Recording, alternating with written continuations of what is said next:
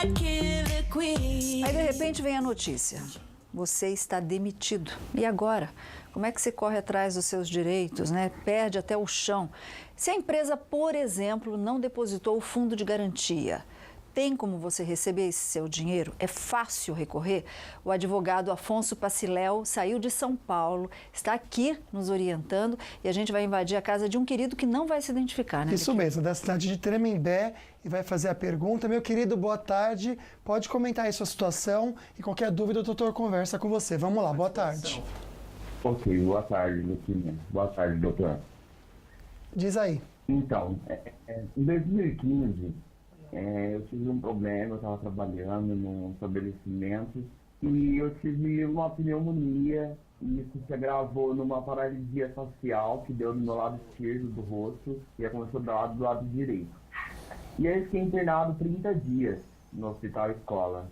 Só que eu estava lá internado e a patroa foi lá no hospital, eu internado, tomando medicação, estava ruim de remédio, e ela pegou e me demitiu. Ela me deu toda a papelada, eu assinei lá, estava meio ruim de remédio, e ela me demitiu.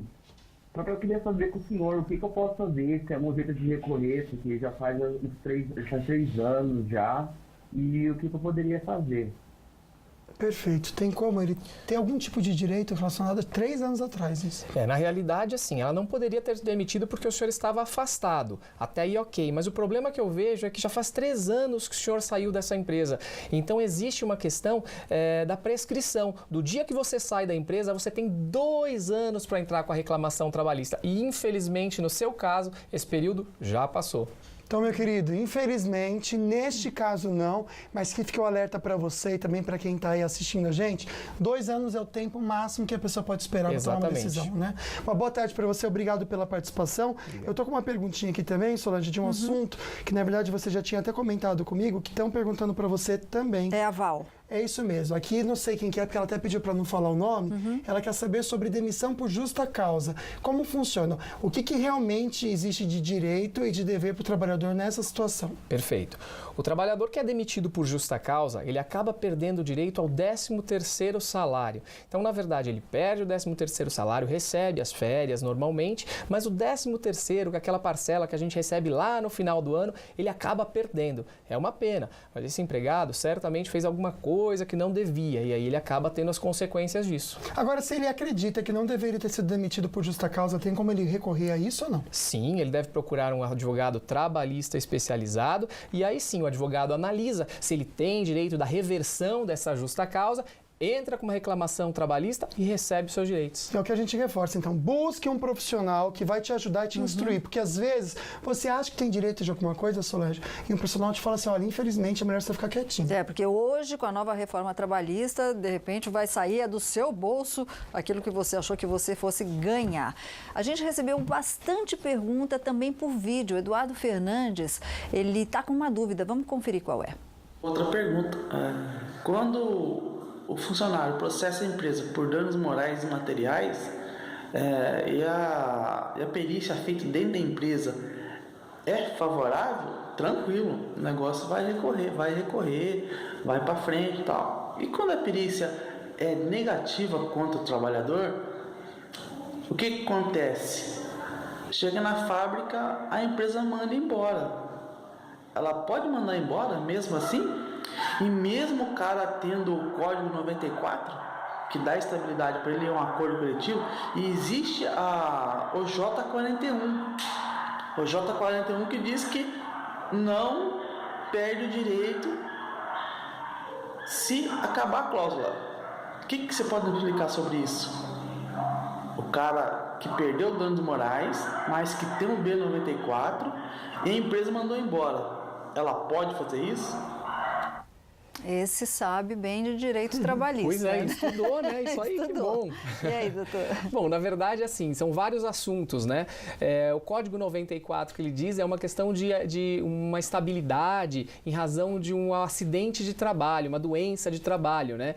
Então, na verdade, se ele tem esse afastamento, ele tem aquela estabilidade que eu disse de 1 ano após o retorno. Então, ele não pode ser demitido. Já as outras questões que ele falou relacionadas à perícia dentro da empresa, na verdade, a perícia para acidente acidente de trabalho é realizada num médico, né? Um perito, um médico que a justiça determina, e aí esse médico ele faz e tem um laudo, né? E aí é no processo trabalhista que se decide isso.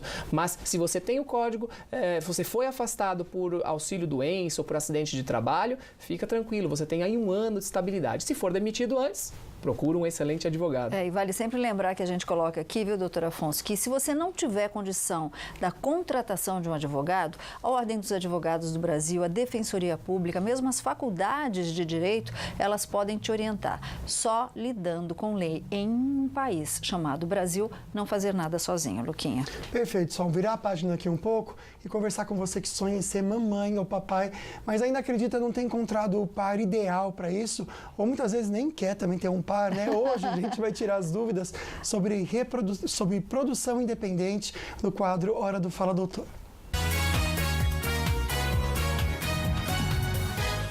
Olá, sou Fernando Macedo, diretor do Centro de Reprodução Humana São José dos Campos, Reprofert. Hoje vamos falar sobre produção independente. O que é produção independente? Nós somos procurados, às vezes, pelas mulheres, tá certo? Que às vezes ainda não se casaram e elas querem ter um filho, elas querem preservar a maternidade delas, elas querem ser mãe.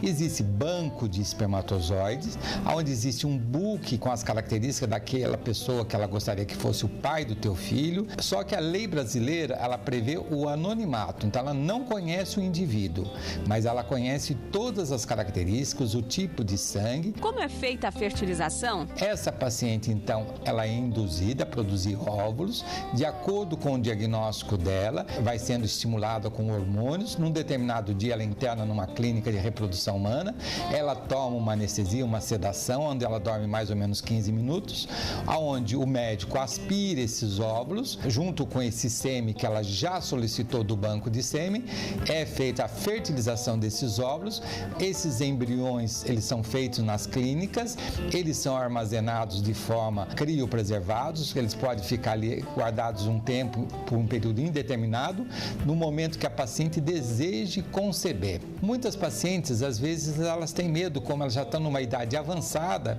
elas falam assim, nossa, e quando eu quiser ter meu filho, ainda nem estou namorando, não tenho um relacionamento e às vezes eu quero ter meu filho. Então ela deixa esse filho, esse embrião guardado por um período indeterminado. Ou às vezes ela já faz e já transfere esse embrião porque ela já quer conceber, ela já quer ser mãe. Então esse é um jeito de ser produção independente baseado naquilo que a paciente deseja. Como funciona a produção independente com homens? No caso do homem, fica numa situação mais delicada, tá certo? Ele tem que ter uma sessão temporária de útero, ele tem que trabalhar com o útero de alguém que tem algum grau de parentesco com ele, mas ele pode trabalhar com um banco de óvulos também e o sêmen dele e ter uma sessão temporária de útero onde ele pode gestar e ele também constituir a sua família. Quando a pessoa deve procurar uma produção independente? A pessoa deve procurar por isso quando isso já está criando assim uma situação de conflito dela com ela mesma, tá certo? Ela fala assim, poxa vida, não tenho namorado, a minha profissão está exigindo demais de mim, eu quero ser mãe, então nesse momento ela deve procurar uma clínica de reprodução para esclarecer o diagnóstico dela, se ela, como é que está a parte reprodutiva dela, se está bem, ela pode conhecer esse book de sêmen, tá certo? E ela tomar as decisões, passar por uma avaliação psicológica, saber se é isso o desejo dela mesmo, toda essa orientação, ela deve procurar um serviço especializado para que seja bem orientada. Essas foram algumas dicas sobre produção independente. Nos vemos a semana que vem com outras dicas sobre reprodução humana.